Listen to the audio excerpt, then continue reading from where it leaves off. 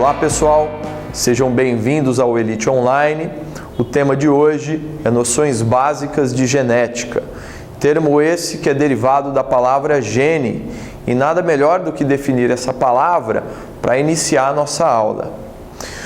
Bom, as células de uma forma geral contêm uma estrutura nuclear que é formada por cromossomos.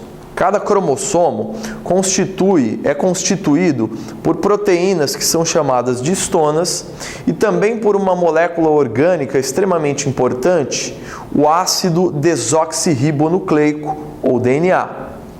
O DNA, ele contém pequenos pedacinhos ou pequenos segmentos que contêm informações para a produção de uma determinada proteína no citoplasma.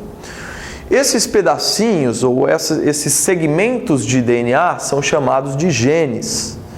Portanto, então, um gene é um segmento de DNA que contém informações para a produção de uma proteína específica lá no citoplasma da célula, mais precisamente em um organoide chamado de ribossomo.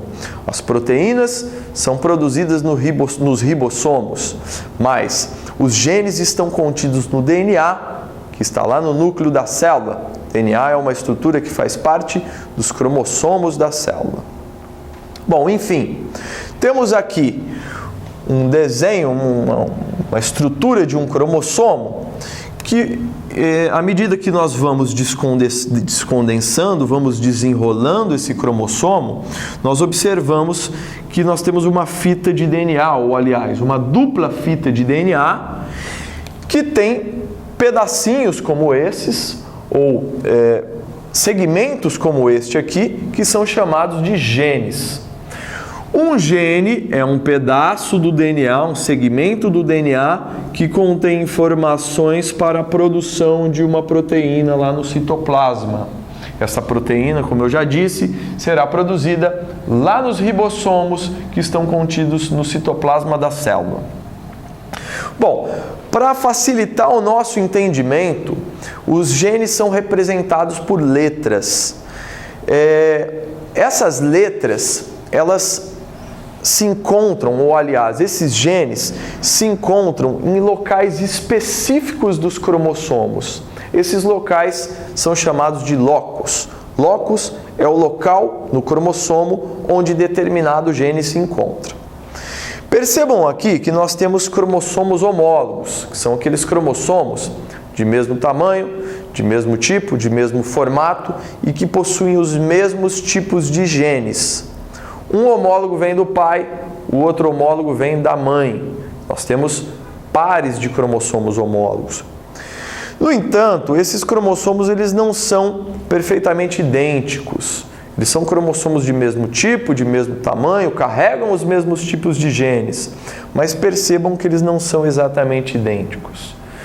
Enquanto esse cromossomo aqui tem um gene representado pela letra maiúscula, o azão, esse outro aqui tem um gene representado pelo azinho.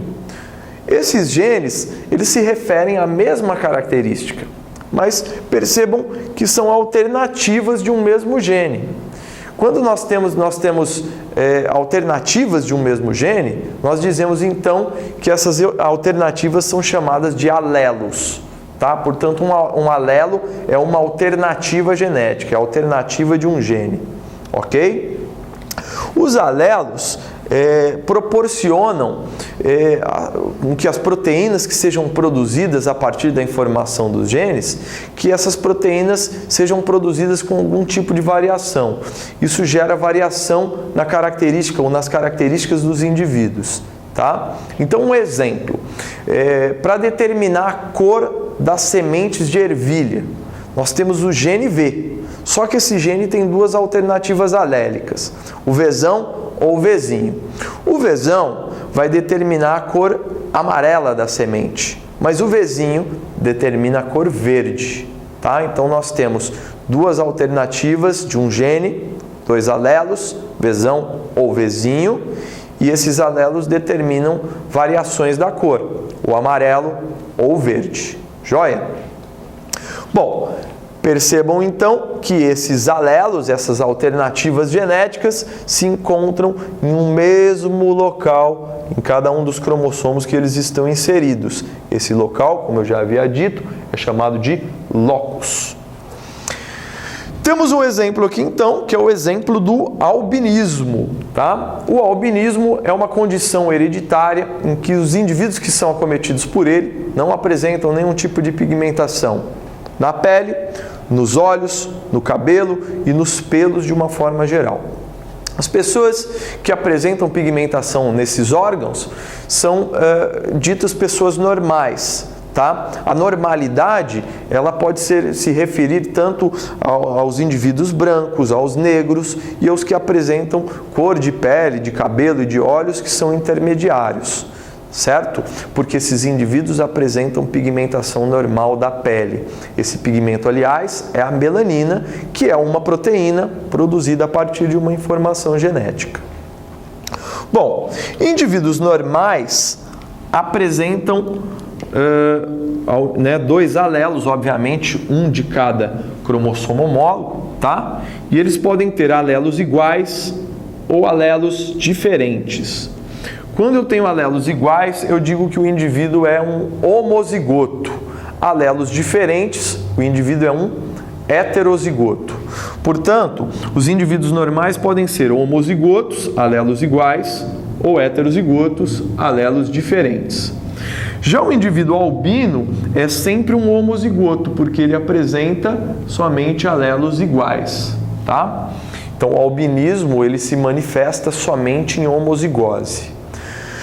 Percebam ainda o seguinte, que o indivíduo normal, tá? Ele tem duas formas de apresentação aqui, tá?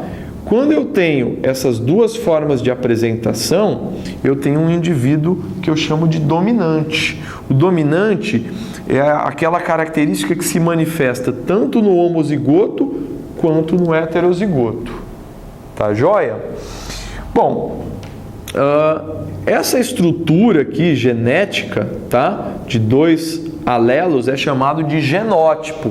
Genótipo é a constituição genética total ou parcial dos genes de um indivíduo. Tá? Aqui no caso a gente tem uma constituição parcial dos genes do indivíduo. É importante ressaltar que o genótipo ele sempre vai representar, ou na maior parte dos casos ele vai representar os dois genes, ou os dois alelos, cada um de um cromossomo homólogo. O resultado que esse genótipo vai gerar no indivíduo é o fenótipo, ou seja, a proteína que será produzida vai gerar alguma característica. Essa característica é o fenótipo.